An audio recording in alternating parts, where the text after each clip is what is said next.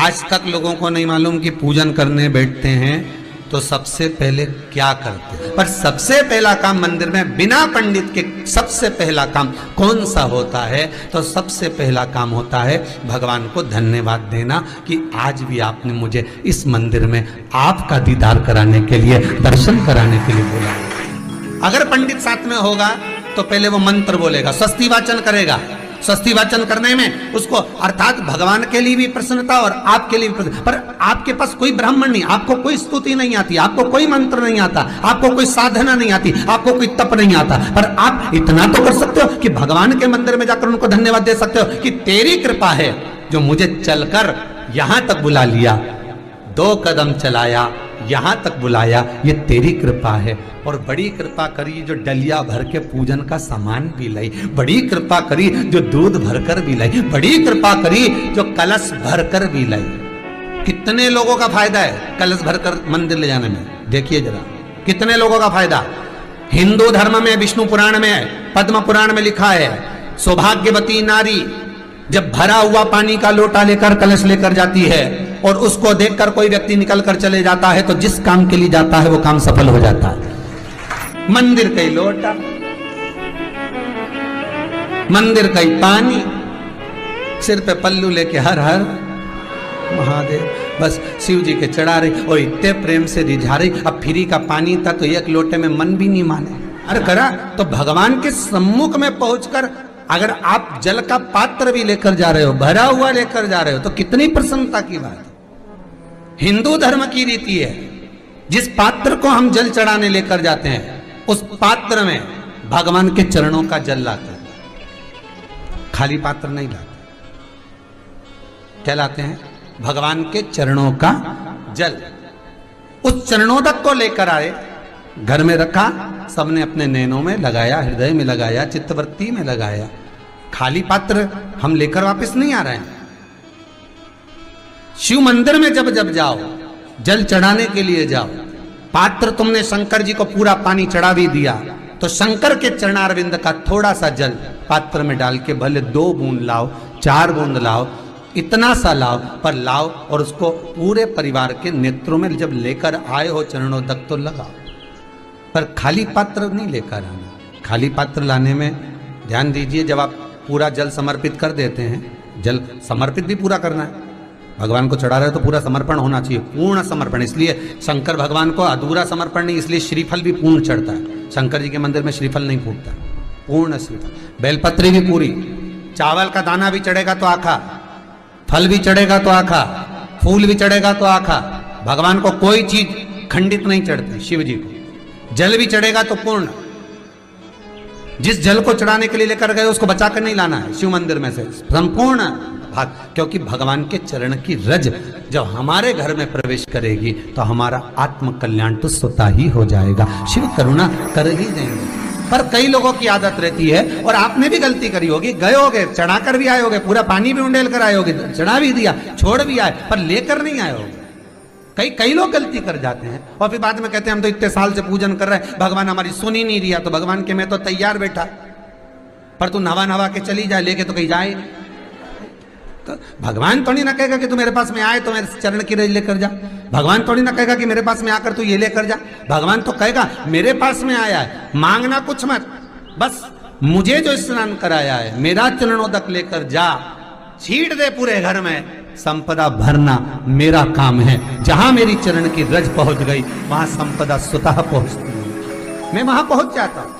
तो चरणों तक ले जा। पर लोग ले जाते हैं, पूजन करते, कलश भी उंडेलते, जल भी चढ़ाते, पर आते समय खाली लेकर आ जाते। भगवान को इतना बुरा लगता, मेरे दरवाजे से खाली जाए, मुझे कितना बुरा लगेगा। जो आए वो भर कर जाए, भले 2 बूंद लेकर आओ, पर उसमें चरणों तक थोड़ा सा लेकर अवश्य आए। उसी तरह जल चढ़ाने के बाद हम जब लेकर आते हैं पात्र के अंदर, ये उसमें उसकी बरकत है। गर्ग संहिता में दूसरी चीज कही, उसको भी समझ लीजिए।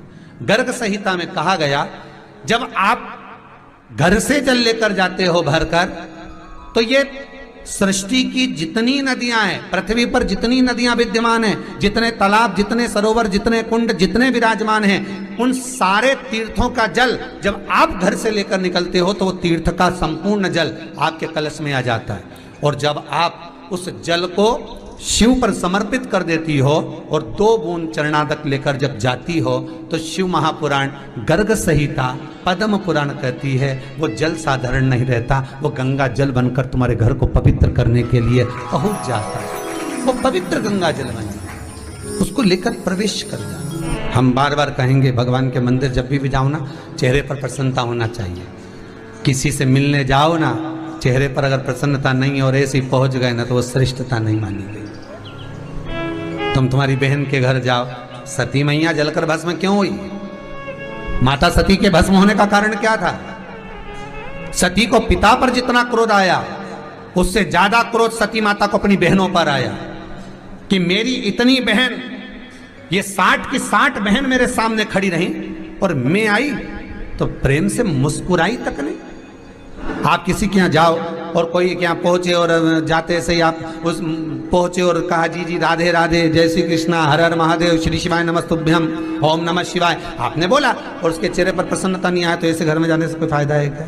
और आप किसी के यहाँ जा रहे हो तो आपके चेहरे पर भी प्रसन्नता होना चाहिए, सामने वाले को तो हो, आपके भी चेहरे पर भी। मंदिर में जब जब जाएं, गुरु के दरवाजे पर जब जब जाएं, परमात्मा के चरणारविंद में जब जब जाएं, माता पिता के चरणों में जब जाएं, घर के बुजुर्गों के पास जब जाएं तो तुम्हारे चेहरे पर प्रसन्नता होना चाहिए। भगवान को भी लगे दुख भले है इसको पर चेहरे पर प्रसन्नता है, इसको अब दुख नहीं देना क्योंकि इतना मुस्कुराकर ये मेरे मंदिर में आती है। बैसाख के महीने में पीपल के वृक्ष के नीचे, बेलपत्री के वृक्ष के नीचे, तुलसी के पौधे के नीचे, आंवले के नीचे, बट वृक्ष के नीचे, शमी वृक्ष के नीचे जल चढ़ाने का महत्व हमारे यहाँ बैसाख शिवरात्रि शिव महापुराण में मिलता है।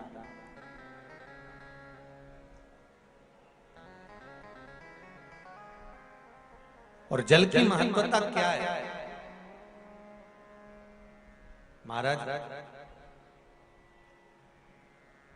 जैसे देवराज ने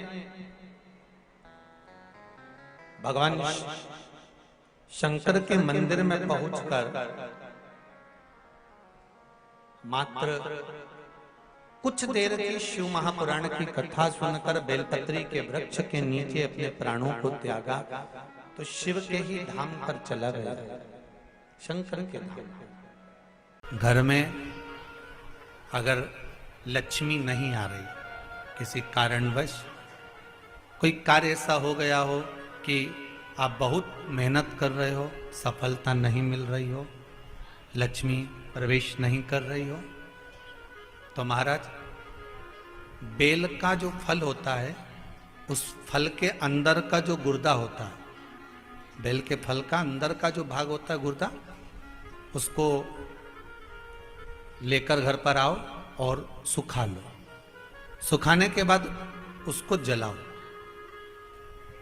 जलाकर उसकी भस्म तैयार करो। उस भस्म को अच्छा बढ़िया पीस लो, पीस कर कपड़े से छान लो महाराज। उसको छान कर जब आप शंकर भगवान का पूजन करने के लिए शिव मंदिर में जाएं महाराज, किसी भी 5 प्रदोष या 5 सोमवार या सोमवार की अष्टमी पड़ जाए उस दिन थोड़ी सी भस्म लेकर जब जाएं घर से, उसमें से थोड़ी सी भस्म बेलपत्री के पेड़ के नीचे श्री कुंदकेश्वर महादेव का नाम लेकर चढ़ा दें। क्या नाम लेना है? कुंदकेश्वर। उसी में से थोड़ी सी भस्म जो बेलपत्री के वृक्ष के नीचे आपने चढ़ाई या बेलपत्री के वृक्ष की जड़ में चढ़ाई, उसको लेकर आओ और वही वृक्ष माता पार्वती का नाम लेकर भगवान शंकर के ऊपर चढ़ा दो और अपनी मनोकामना कर कर 1 लोटा पानी शिव पर समर्पित कर दो। चुटकी भर बस, ज्यादा नहीं, मात्र चुटकी भर। 5 प्रदोष भी पूरे नहीं होंगे और बाबा चाहेगा कि आपका जो लक्ष्मी रुकी हुई है या व्यापार नहीं चल रहा या कार्य नहीं हो रहा, तो बाबा उसको 1 प्रदोष 2 प्रदोष करोगे, तीसरे प्रदोष में तो बाबा धक्का लगा ही देगा। कैसे ही लगाएगा वो लगा। शंकर भगवान को भस्म अति प्रिय है। बेलपत्री किसका प्रतीक है? माता पार्वती। जब मां जगत जननी जगदम्बा, आप लोगों ने अभी नवरात्रे गए हैं तो नवरात्रे में दर्शन किया होगा, माता का जहां यज्ञ होता है, सप्तसती से यज्ञ हो चाहे मां अंबे जगदम्बा का जो यज्ञ होता है, उसमें बेले के फल की भी आहुति लगती है।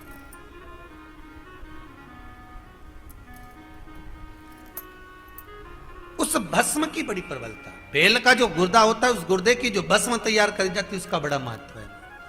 प्रदोष काल के समय पर वट वृक्ष के नीचे दिया लगाया जाता है। वट वृक्ष के नीचे लौंग का मात्र भोग रख दिया जाता है। लौंग मात्र, अगर वट वृक्ष के नीचे दिया लगाकर एक लौंग का जल या लौंग भगवान बटकेश्वर महादेव के नाम से भी अगर शिव को समर्पित करी है तो ये निश्चित है कि कर्जा कितना भी भारी होगा वो कर्जा चूकेगा जरूर, और कहीं ना कहीं से लक्ष्मी की व्यवस्था देवाधिदेव महादेव करेंगे।